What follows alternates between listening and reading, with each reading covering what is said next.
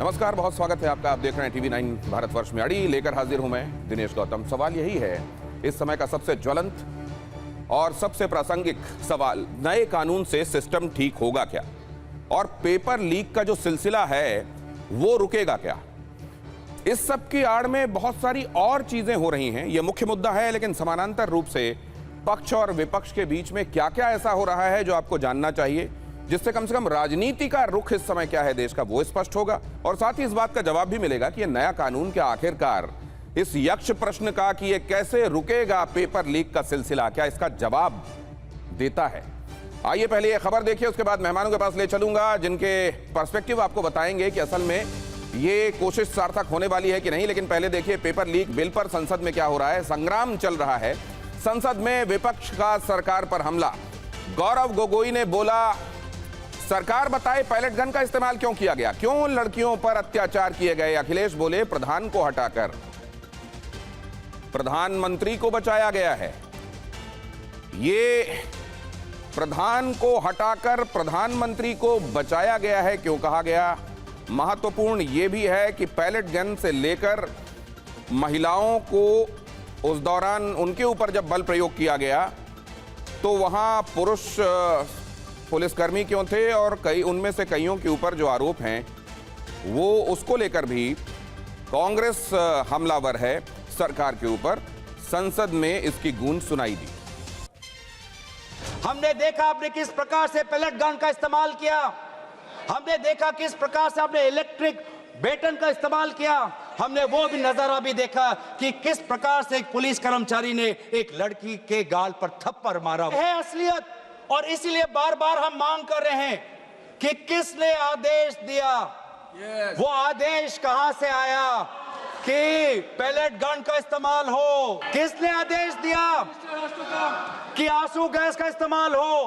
किसने आदेश दिया कि लाठी पैरों पे नहीं लाठी सर पे पड़नी चाहिए? किसने वो आदेश दिया? जब मंत्री जी लौटे हैं, मंत्री नहीं रहे, उसके बाद सदन के बाहर उनका स्वागत किया गया। अध्यक्ष महोदय, जो स्वागत हुआ उसके लिए हमें कोई शिकायत नहीं है, लेकिन माननीय सदस्यों को कितनी बड़ी राहत मिली होगी, कितने बड़े संकट से बचाया उन्होंने। एक प्रधान जी को हटा करके प्रधानमंत्री बचा लिया आपने। प्रधानमंत्री श्री नरेंद्र मोदी जी तो वो नेता हैं जो यूथ लेड डेवलपमेंट का मूल मंत्र देते हैं विकसित भारत के संकल्प को सिद्ध करने के लिए। और इसीलिए परीक्षा में चर्चा कर कर उन्होंने अपने व्यक्तिगत समय का निवेश करा है इस देश के युवाओं में। उन्होंने तो ये सुनिश्चित करा है कि हमारे देश का बच्चा एग्जाम वॉरियर से एग्जाम वॉरियर बन जाए। पिछले 12 वर्षों में शिक्षा के क्षेत्र में मोदी सरकार के अथक प्रयासों से रिफॉर्म एक्सप्रेस चल रही। हमारे साथ जो मेहमान जुड़ रहे हैं उनसे आपका परिचय करा देता हूं। अभी तक जो मेहमान जुड़ चुके हैं उनको स्क्रीन पर लाइए ताकि मैं देख सकूं कौन कौन हमारे साथ जुड़ चुके हैं और उनका परिचय अपने दर्शकों से करा सकूं। यहां आपको रोहन गुप्ता दिखाई दे रहे हैं भारतीय जनता पार्टी की तरफ से अपनी बात रखने के लिए। हमारे साथ सुनील साजन जी जुड़ चुके हैं समाजवादी पार्टी की तरफ से अपनी बात कहने के लिए। और इसके अतिरिक्त हमारे साथ शिक्षाविद भी जुड़ रहे हैं, रणबीर सिंह जी, जो कि ज्वाइंट सेक्रेटरी रहे हैं CBSE के, और हमारे साथ इस चर्चा में जुड़ रहे हैं। सबसे पहले तो मैं इससे पहले कि संसद राजनीति इसका रुख करूं, मैं ये आपसे समझना चाहता हूं कि क्या सख्त कानून इसका कारगर इलाज है, रणबीर सिंह जी? क्योंकि बहुत सारे लोग ये भी सवाल पूछ रहे हैं कि यही समझा गया था उन अपराधों के सिलसिले में भी कि महिलाओं के खिलाफ होने वाले अपराध रुकेंगे। निर्भया के बाद ये जो फीलिंग आई थी कि अगर सख्त कानून होगा तो अपराधी कांपेंगे ऐसा करने के पहले, लेकिन फिर ये रिव्यू के तौर पर समाज ने देखा कि वो बहुत कारगर अंकुश साबित हो गया हो, ऐसा भी नहीं।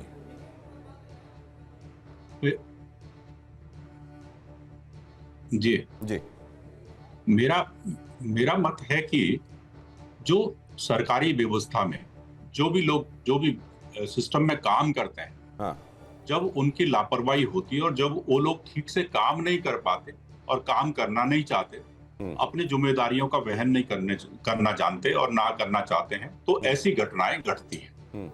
इसके लिए जहां तक कानून अगर सख्त है तो उसका इम्प्लीमेंटेशन भी प्रॉपरली होना चाहिए।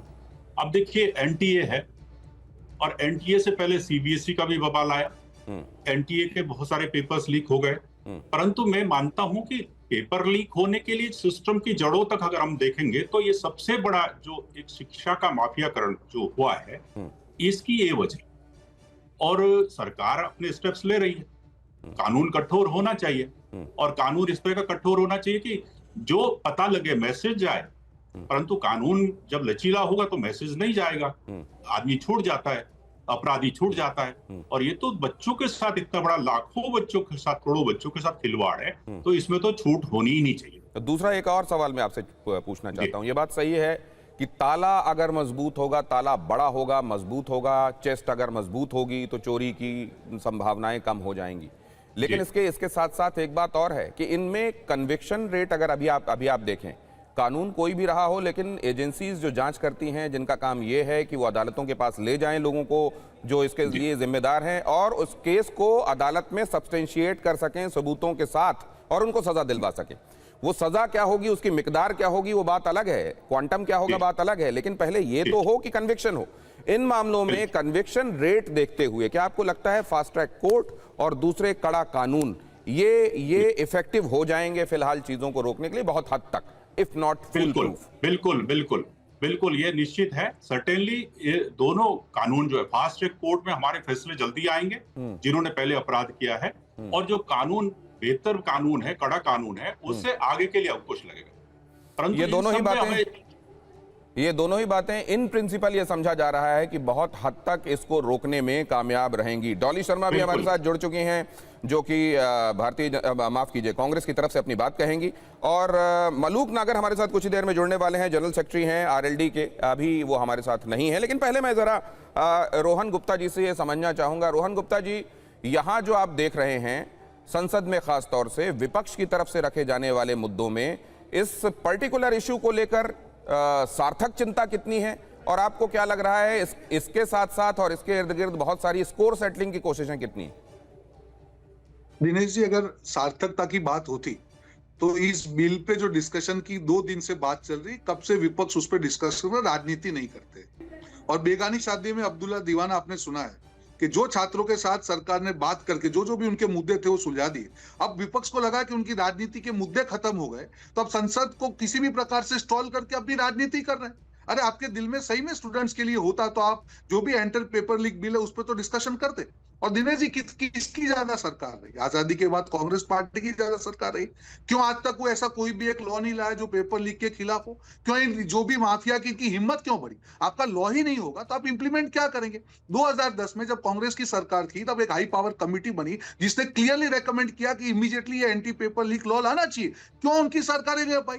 आपके 60-65 साल के पाप ये सरकार धो रही है। एक लॉन्ग टर्म प्रोसेस है जहां पे एक सिंसियरिटी से सरकार प्रयास कर रही है कि किसी भी प्रकार से एक स्ट्रॉन्ग लॉ लेके आए। इंप्लीमेंटेशन बिल्कुल वो तो इच्छा शक्ति पे है सरकार की, और ये सरकार आप जानते हैं इच्छा शक्ति के मामले में इंप्लीमेंटेशन में कभी भी गोताई नहीं बरतती। तो जब एक लॉ लेके आया जा रहा है, आप बोल रहे हैं कि नहीं हम स्टूडेंट के साथ खड़े हैं, तो इसके डिस्कशन को बाधा उठ के आप क्या देश के सामने साबित कर रहे हैं? क्या ये राजनीति का मुद्दा है? अगर आपके लिए राजनीति का मुद्दा नहीं होता तो जंतर मंतर पे जब स्टूडेंट थे आपके नेता वहां पे जाके बैठते, तब तो थे नहीं यहाँ पे।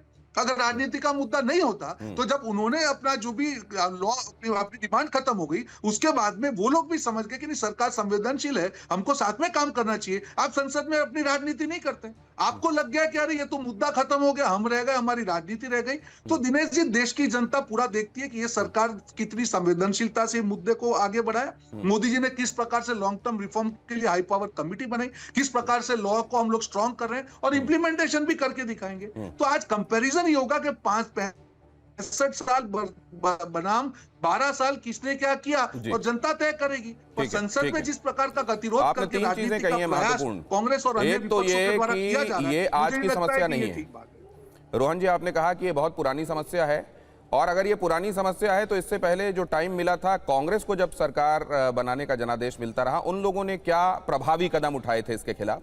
और दूसरे, आपने ये कहा कि बाकी स्टेक होल्डर्स जब कहीं सेटिएटेड और सेटिस्फाइड नजर आ रहे हैं तो कांग्रेस को यह डर लग रहा है कि कहीं ये मुद्दा और ये राजनीति करने का जो उनको टूल मिला हुआ है वो समाप्त ना हो जाए, इसीलिए उसकी छटपटाहट दिखाई दे रही है। और ये छटपटाहट राजनीति के तौर पर दिखाई दे रही है सदन के अंदर भी। डॉली शर्मा कांग्रेस जी के समय पे 150 से ज्यादा पेपर लीक हुए हैं। आइए जवाब ले लीजिए इन दोनों का। डॉली शर्मा जी 2004 से 2014 राइट जी, मैं एक बात कहूंगी यहाँ पे दिनेश जी कि ये वो लोग बोल रहे हैं जिन्होंने उस वक्त तक बच्चों को लाचार छोड़ा, उनको लाठियों से पीटा, गोलियां मारी। ये वो लोग बोल रहे हैं कि ये बच्चों के हित में बात कर रहे हैं।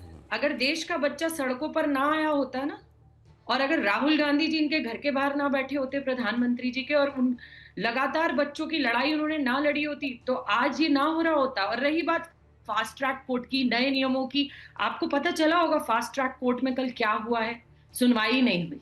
और ऐसी फास्ट ट्रैक कोर्ट्स हमने महिला बिलों के टाइम पे बलात्कारों के केसेस में बहुत देखी हैं, जिनमें लगातार वो डिसीजंस पेंडिंग होते हैं। हमने भारतीय जनता पार्टी का वो कुशासन देखा है जहां बलात्कारियों को हार पहनाए जाते हैं। कल धर्मेंद्र प्रधान का स्वागत ऐसे हो रहा था, 20 बच्चों की लाशों पर, 20 बच्चों की आत्महत्या पर आप उस मंत्री का इस्तीफा ले रहे हैं।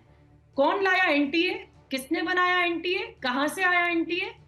और लगातार पेपर लीक एक एनजीओ को आपने देश का पेपर पूरा का पूरा सिस्टम हाथ में दे दिया, और वो लगातार जब आप ये कह रहे हैं तो इनफैक्ट और उसके बाद कोई बदलाव नहीं कर रहे हैं आप। आपकी बातों को इसलिए रोक रहा हूं क्योंकि कांग्रेस का एक और नजरिया जो प्रियंका गांधी के जरिए सामने आया सदन में, संसद में प्रियंका गांधी का पीएम पर हमला देखने को मिला। संसद में विपक्ष को दोषी ठहराने से काम नहीं चलेगा, उन्होंने कहा। वीडियो बनाने से जेन ज़ी का भरोसा नहीं जीत पाएंगे। पीएम कैमरे का नहीं, दिल का एंगल बदलें, प्रियंका गांधी ने कहा। सर, फास्ट ट्रैक कोर्ट्स का रिकॉर्ड पहले से ही बहुत खराब है। वैसे भी कल की सुनवाई में सीबीआई का वकील पेश ही नहीं हुआ। संसद में विपक्ष को दोषी ठहराने से, खोखले राजनीतिक खेल खेलने से काम नहीं चलेगा। आप जेन ज़ी का भरोसा वापस जीतना चाहते हैं तो नए नए एंगल से, अपने फोन से नए नए वीडियो बनाने से नहीं होगा।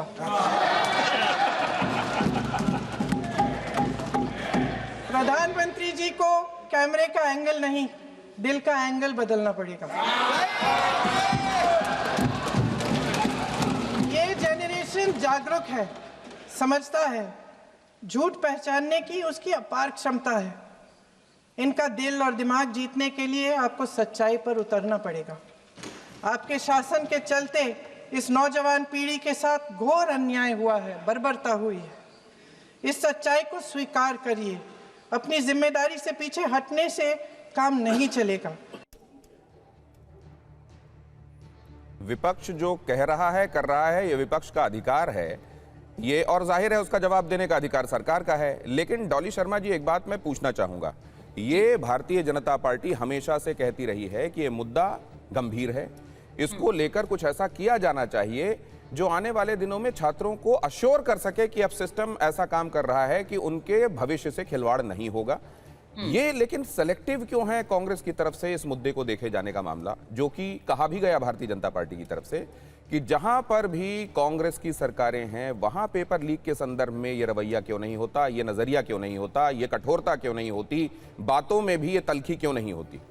दिनेश जी, सबसे बड़ी मैं आपको बात बताऊं, बड़ी शर्म की बात है कि 13 साल से ये सत्ता में है और हर चीज का ठीकरा ये कांग्रेस के सर पे फोड़ना चाहते हैं। नहीं, वो तो ये पूछ रहे हैं कि जहां आपकी सरकार रही है, अभी राजस्थान की बात कर लीजिए। प्रियंका जी ने वहीं पर अशोक गहलोत जी को एक तरीके से डिफेंड करने का काम किया था। मैं दिनेश जी, अगर आप मुझे बीच में रोकते रहेंगे ना, मैंने सिर्फ उसमें कुछ ऐड किया है। आप अपनी बात कहिए ना, उसके सापेक्ष कहिए। आपने क्वेश्चन रिपीट किया, मेरा नेक्स्ट आंसर वही था। मुझे अनइंटरप्टेड 1 मिनट बोलिए।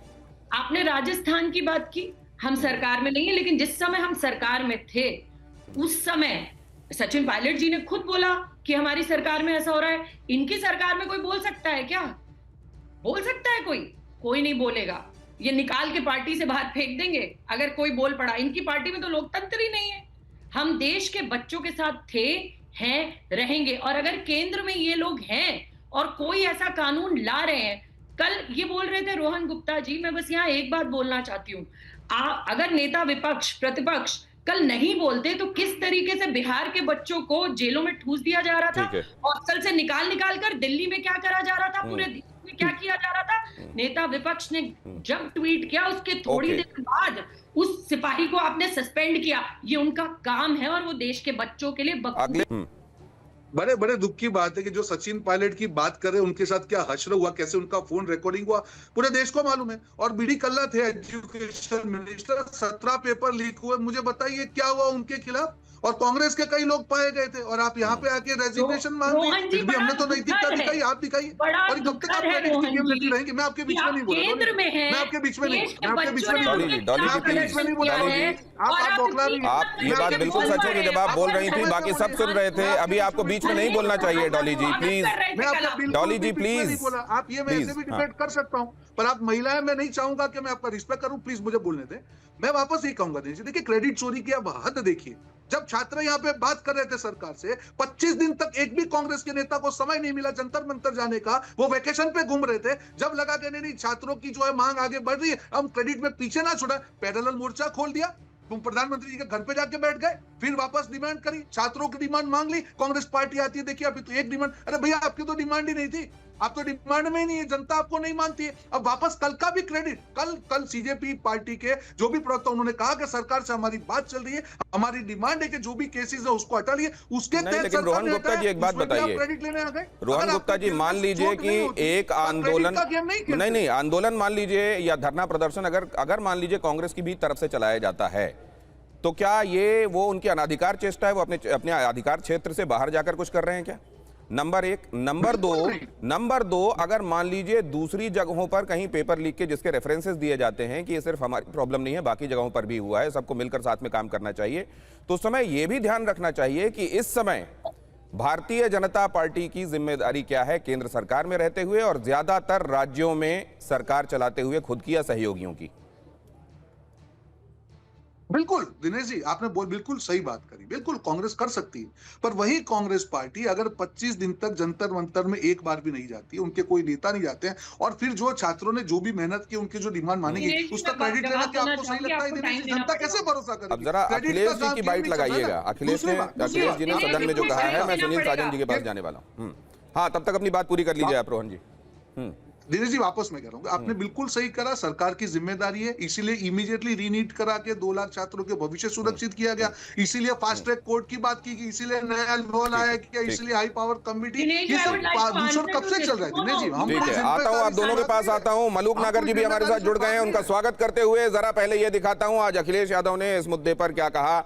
उन्होंने कहा प्रधान का इस्तीफा कराकर प्रधानमंत्री को बचाया गया। सुनिए। जब मंत्री जी लौटे हैं, मंत्री नहीं रहे, उसके बाद सदन के बाहर उनका स्वागत किया गया। अध्यक्ष महोदय, जो स्वागत हुआ उसके लिए हमें कोई शिकायत नहीं है, लेकिन माननीय सदस्यों को कितनी बड़ी राहत मिली होगी, कितने बड़े संकट से बचाया उन्होंने। एक प्रधान जी को हटा करके प्रधानमंत्री बचा लिया आपने। सुनील साजन जी, सवाल यह भी है कि विपक्ष कहीं पर यह कहेगा कि यह कहा गया, चलिए किसी भी तरीके से यह काम हुआ, यह किया गया। धर्मेंद्र प्रधान का इस्तीफा अगर छात्र चाह रहे थे और ये एक भावना थी कि उनको सांकेतिक, क्योंकि वो चेहरा हैं इस मामले में, वो हेड ऑफ द डिपार्टमेंट हैं, मुखिया के तौर पर देखे जा रहे हैं, तो उनको हटना चाहिए। अगर ये कहा जा रहा था, सरकार ने आखिरकार कर दिया, तो कहीं तो सरकार को आपको ये कहना पड़ेगा कि ठीक है, देर आयत दुरुस्त आयत। अब ये कहा जा रहा है कि उन्होंने इसलिए दिया क्योंकि प्रधानमंत्री को बचाना था। सुनील साजन जी। देखिए दिनेश जी, देश की संसद में हमारे नेता आदरणीय अखिलेश यादव जी ने जो देश का सच है वही बोला है, और हमें खुशी है कि जो बीजेपी लगातार आरोप लगा रही कि विपक्ष क्रेडिट ले रहा है, हमारे नेता आदरणीय अखिलेश यादव जी ने तो इस्तीफे से पहले सदन में कहा था कि ये लड़ाई समाजवादी पार्टी या कांग्रेस या भारतीय जनता पार्टी की नहीं है, देश के करोड़ों नौजवानों की लड़ाई है। और उन नौजवानों के सामने एक अहंकारी सरकार को झुकना पड़ा है। जहाँ तक बात है कि धर्मेंद्र प्रधान का इस्तीफा लेकर के प्रधानमंत्री को बचा लिया, तो ये बात तो ये है ना कि हर क्षेत्र के जो इनके सांसद हैं उन पर नौजवानों का, उनके माँ बाप का, उनके परिजनों का इतना दबाव था कि अगर ये इस्तीफा नहीं लेते तो वो दूसरा रास्ता इनके सांसद ढूंढने लगते, तो प्रधानमंत्री जी कैसे प्रधानमंत्री रहते। तो सवाल आज एक कड़े कानून का है कि भाई बीजेपी, भारतीय जनता पार्टी की सरकार कड़ा कानून लेकर के आ रही। कड़ा कानून तो आप 2024 में भी लाए थे।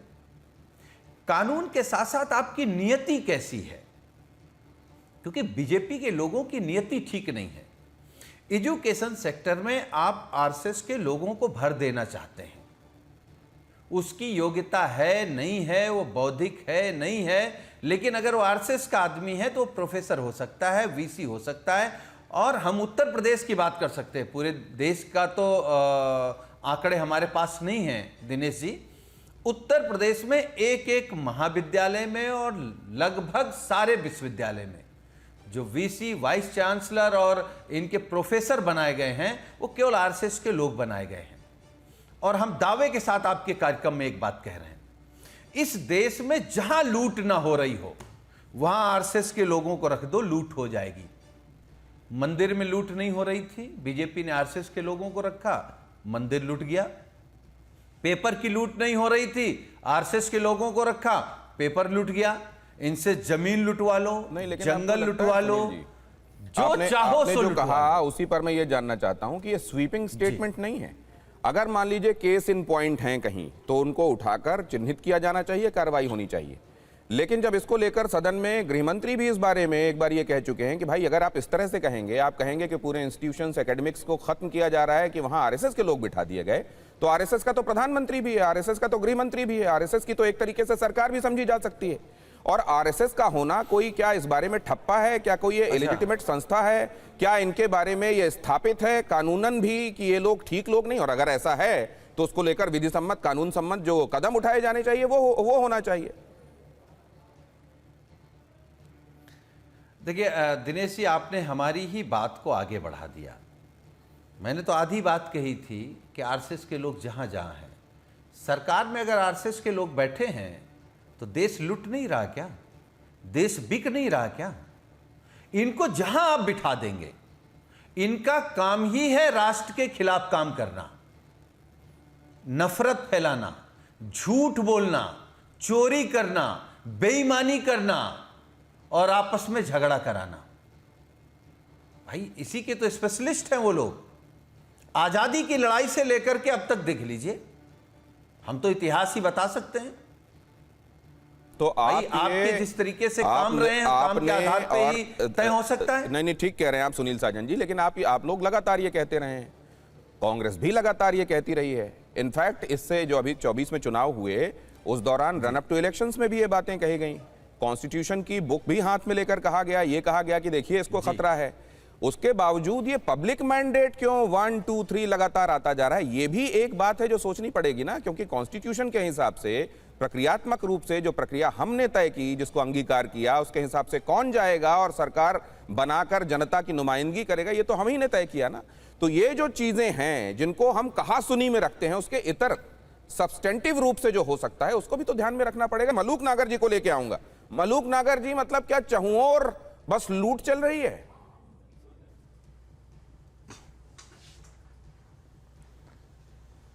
ये तो सोचने की बात है, कोई कैसे देखता है, कोई कैसे देखता है। और जो विपक्ष की जिम्मेदारी होती है उसमें अगर ऐसा नहीं कहेंगे तो क्या कहेंगे ये लोग? आपकी बात का जवाब है। डॉली शर्मा हमारे पारिवारिक सदस्य हैं, बेटी की तरह हैं। उन्होंने सचिन पायलट वाली बात सही कही है। सचिन पायलट साहब ने बात कही थी पर सचिन पायलट साहब का चेहरा सामने रख करके कांग्रेस ने धोखा दिया और उनको उप मुख्यमंत्री के बजाय जो 2.5 साल बाद मुख्यमंत्री बनना था ये बात सामने है। लेकिन मलूक नागर जी, एक बात बताइए, इस तरीके का विरोध, चलिए खुद भारतीय जनता पार्टी के भीतर से मान लीजिए कोई आकर सामने नहीं कह सकता था कि नहीं इस बारे में तो प्रधान जी को जाना चाहिए, लेकिन क्या सहयोगी दलों की तरफ से कोई आकर सामने कह सकता था कि देखिए इसमें सबसे पहले तो जो सिंबल हैं उनके संदर्भ में फैसला लीजिए? दिनेश गौतम साहब, आप सीनियर हैं और बड़े नामचीन पत्रकार हैं, बड़ा नाम आपका ढंग से लिया जाता है, बहुत तेज तर्रार और इंटेलिजेंट और बहुत प्रतिष्ठा है आपकी। ये है सर आपके जब टेलीविजन पे सारे मुझे बोलने दो गौतम जी, बोलने दो प्लीज। जब आपके टेलीविजन के शो आपके चीफ डिसाइड करते हैं कौन सा कब होगा, तो क्या पब्लिकली कहा जाता है वो? हम जयंत जी ने अंदर क्या कहा, प्रधानमंत्री जी से क्या बात हुई, आपस में क्या बात हुई है, वो टेलीविजन पे बताई जाएगी क्या वो?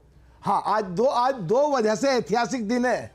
एक तो ये कि जो दशकों से एक माफियागिरी चली आ रही थी और जो सबसे ज्यादा लंबे समय कांग्रेस के कार्यकाल में रही, एनडीए के कार्यकाल में भी रही, तो उसका बिल्कुल नकेल डाली जा रही है। और 28 जुलाई 1979 को ही इस देश में किसानों के देवता, किसानों के मसीहा चौधरी चरण सिंह ने प्रधानमंत्री की शपथ ली। कांग्रेस ने उनको भी धोखा दिया क्योंकि पिछड़े समाज से थे, किसान समाज से थे। तो दूसरा, आज मैं कह रहा हूं कि मान लो ये जो कल सदन नहीं चलने दिया, तो पार्लियामेंट के प्रोविजंस अलग अलग होते हैं। 11 से 12 प्रश्न आवर है, फिर 12 से 1 जीरो आवर है, फिर एक 577 का प्रोविजन है, उसमें पढ़ा जाता, बोला नहीं जाता। तो 193 की चर्चा, तो 193 की चर्चा पे कुछ भी बोल सकते थे। पुलिस के खिलाफ गोली चली, AK-47 चली, और वो संसद की एक देश के संविधान के अनुसार एक व्यवस्था है कि उस पर एजेंसीज को संज्ञान लेना पड़ेगा। तो बाहर बवाल कर रहे हैं, सदन चलने नहीं दे रहे। तो क्या चाहते हैं? सख्त कानून ना आए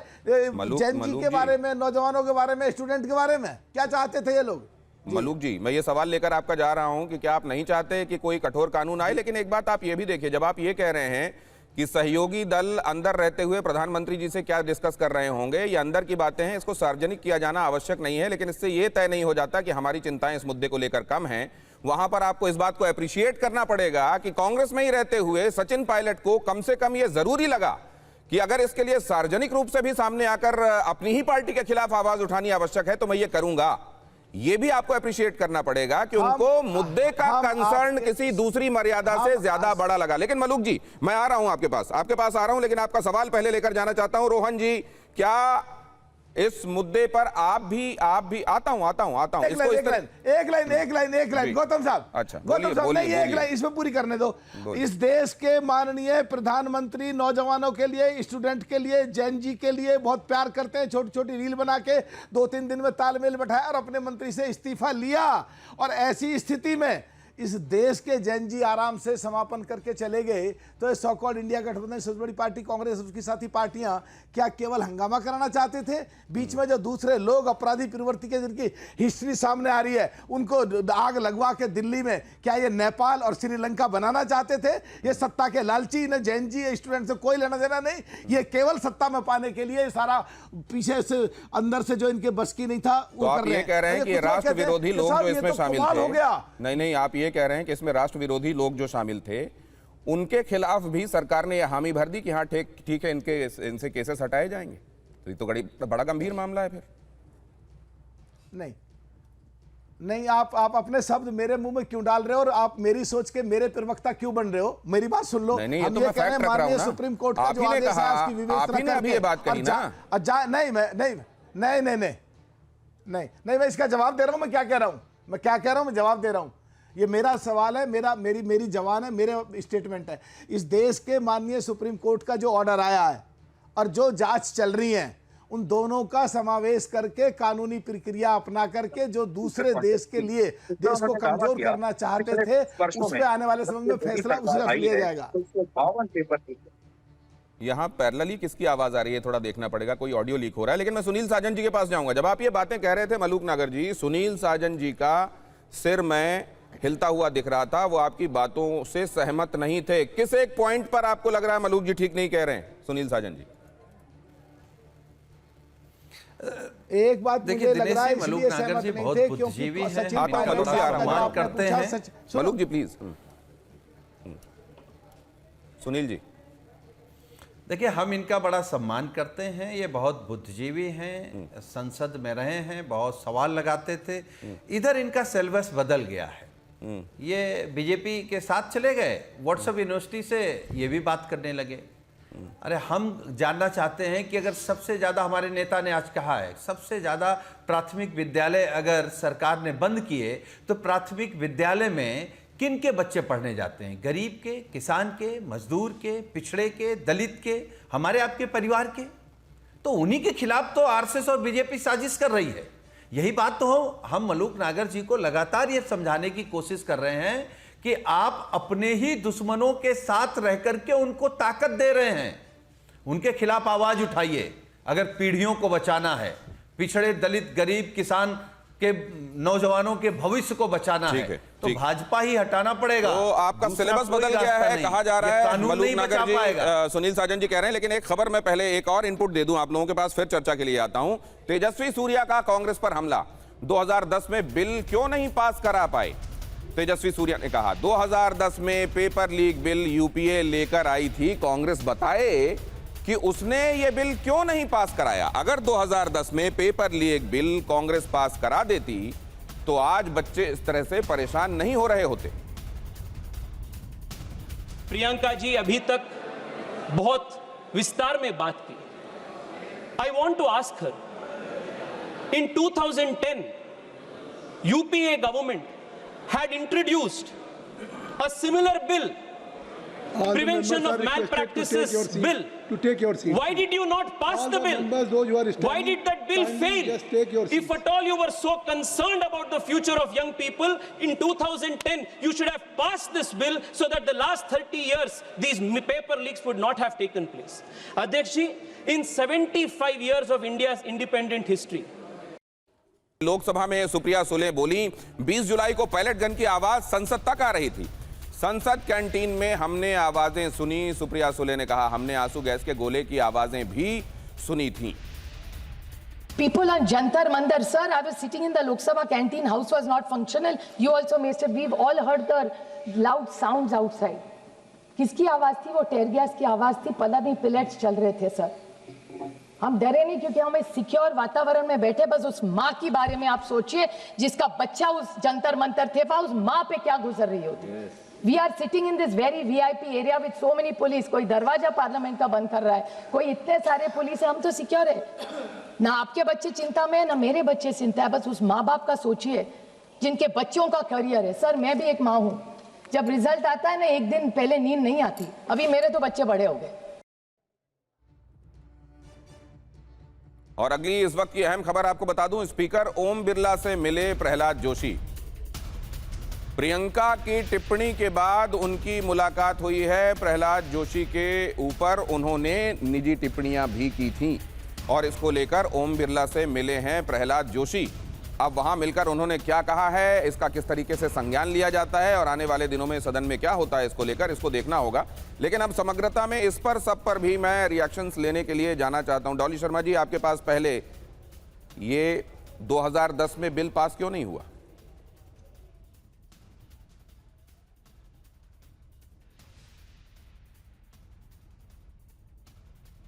आपका माइक म्यूट है मैम, आपने म्यूट कर दिया था शायद, अनम्यूट कीजिए पहले जी। मैं बस एक बात कहना चाहूंगी, और जिससे मेरे नेता भी हमेशा कहते हैं, वो जिम्मेदारी लेना जानते हैं। इन्होंने बड़े बड़े भाषण दिए थे, बहुत हुआ युवाओं पे अत्याचार अब की बार मोदी सरकार, बहुत हुआ महिलाओं पे अत्याचार अब की बार मोदी सरकार, बहुत हुई महंगाई की मार अब की बार मोदी सरकार। आ गई मोदी सरकार, देश ने पूरा मैंडेट दे दिया, 1 बार 2 बार 3 बार। आपने क्यों नहीं आप कर पा रहे हो? आप कब तक पास्ट टेंस में रहोगे, प्रेजेंट में नहीं आओगे? तो आपकी बातों को 2 हिस्सों में देखकर मैं फिर ये सवाल लेकर जा रहा हूं। आपने कहा कि आपके नेता जिम्मेदारी लेते हैं, मतलब आप इस बात की जिम्मेदारी लेती हैं कि उस समय जो किया जाना चाहिए था उसमें गुंजाइश रह गई, कमी रह गई। आप मुझे एक बात सीधी और साफ बता। और दूसरी बात आप ये कह रही हैं कि उसके बाद अगर जनता ने आपको रिपीट मैंडेट इतने बार दे दिया तो फिर वो पुराने रेफरेंसेस में क्यों जाना, यही कह रही है ना आप समग्रता में? दिनेश जी, आप मुझे एक बात बता दीजिए, राहुल गांधी सीबीएसई के बच्चों से भी मिले, नीट के बच्चों से भी मिले, पार्लियामेंट में उन्होंने नीट के बार-बार मुद्दे उठाए और लगातार उन्होंने देश की जनता मैम वो बात नहीं, मैं तो जो मुद्दा है केस इन पॉइंट आपने जो कहा उसको मैं क्लियर करना चाहता हूं। आपने 2 हिस्सों में बात कही, आपने कहा हमारे नेता जिम्मेदारी लेना जानते हैं, तो आप ये कह रही हैं कि हाँ उस दौरान कांग्रेस के जब रिजीम्स थे तब जो किया जाना चाहिए था उसमें शायद कमी रह गई। और दूसरा ये कि बाद में जो मैंडेट मिला भारतीय जनता पार्टी को, उसमें भारतीय जनता पार्टी ने क्या कहा, ये दो चीजें कही है ना आपने, क्या किया? 3 बार मैंडेट मिला। ठीक है, अब इसको लेकर रोहन जी के पास जाता हूँ। रोहन जी, योर टर्न। देखिए बिल्कुल दिनेश जी, आज कांग्रेस की प्रवक्ता ने स्वीकार किया कि क्यों उनका ये हाल हुआ और 65 साल के जो पाप किए आज उसका स्वीकार किया। अच्छी बात है, होना चाहिए डिबेट में ईमानदारी से। मैं उनको वापस याद दिला दूं, 2010 में the prevention of interference with public examination bill लेकिन उनके इनिशिएट करने के बाद भी अगला हिस्सा भी तो देखिए रोहन जी, वो ये भी तो कह रही हैं कि अगर हमको हटाया गया तो जनता को शायद लगा होगा कि भारतीय जनता पार्टी इसमें कुछ करेगी। आप लोगों ने क्या किया? उसी का जवाब दे रहा हूं, आप सुन लीजिए। आज उनके जो पाप है, 65 साल के पाप हम 12 साल में धो रहे हैं। न्यू एजुकेशन पॉलिसी देख लीजिए क्या है उसमें। आज प्रधानमंत्री जी ने कहा कि सारी एग्जाम हम ऑनलाइन देंगे। उनके राज में 150 पेपर लीक हुए, एक भी अकाउंटेबिलिटी दिखाई है। 3 उनके शिक्षा मंत्री चेंज हुए, एक ने भी रेजिग्नेशन दिया नहीं दिया। न्यू एजुकेशन पॉलिसी की बात हो, स्किल्ड पॉलिसी की बात हो, न्यू एजुकेशन पॉलिसी की इंप्लीमेंटेशन की बात हो, मैं लेकिन इसके एक दूसरे हिस्से पे जाऊंगा। सुप्रिया सुले जी ने जो कहा उस पर मैं मलूक नागर जी की टिप्पणी और फिर कंक्लूसिव रिमार्क लूंगा रणबीर सिंह जी से। मलूक नागर जी, ये छात्रों के साथ इस मामले को हैंडल जिस तरीके से किया गया उस पर भी आपकी टिप्पणी चाहता हूं। और क्या उस मुद्दे को लेकर भी आपने सहयोगी दल के तौर पर अंदर खाने एनडीए के कैंप में भीतर अपनी बात रखी? क्या आप लोग इसको लेकर फिक्रमंद थे कि इस तरह से डीलिंग नहीं की जानी चाहिए थी छात्रों के साथ? देखिए, इसमें जहाँ तक हमारी बात है, देश के नेशनल टेलीविज़न पे जिस तरह हमने बात रखी थी वो प्रूफ है कि हम किस तरह सोचते थे। और माननीय प्रधानमंत्री जी ने जिस तरीके की वीडियो डाली वो प्रूफ है किस तरह सोचते थे। और माननीय प्रधानमंत्री जी ने विपक्ष ने जो उकसाने की कोशिश करी, ईगो प्रॉब्लम की कोशिश करी, लोगों से अब्यूज कराई, उसके बाद भी तालमेल बैठा के मंत्री का इस्तीफा लेके माना जिस तरह बच्चों को मानते हैं। और जो बात हैंडल करने की है, ये बात तो बिल्कुल एकदम सच है कि अगर इतने बड़े साजन जी ने कहा इस तरह के लोग आ जाएंगे जो चाहते थे कि जो गड़बड़ हो, जो नहीं जो काम की बात कहने दो, इसके बीच में मत रोको। जो कुछ लोग ऐसे घुस गए थे जो ये चाहते थे कि कुछ भी हो जाए, मान लो कोई पुलिस वाले के कहीं ऐसी जगह लगी, उसका दिमाग काम करना बंद कर दिया और उसने गलत करा कहीं, तो हम उसके पक्षधर नहीं हैं। मैं चलने के पहले 10 सेकंड में रणबीर सिंह, आप अपनी बात कह दिए सर, बिल्कुल टाइम नहीं है। रणबीर सिंह जी, आप बीच में कुछ कहना चाह रहे थे, केवल 10 सेकंड है हमारे पास जी। हाँ, मेरा ये कहना है सब, देखिए मैं तो राजनीतिक व्यक्ति नहीं हूं और बच्चों के व्यवस्था में काम किया है 22 साल। हाँ। मेरा ये मानना है कि जितनी मर्जी बहस करे, जितनी मर्जी बात हो, वो ठीक है अपनी जगह।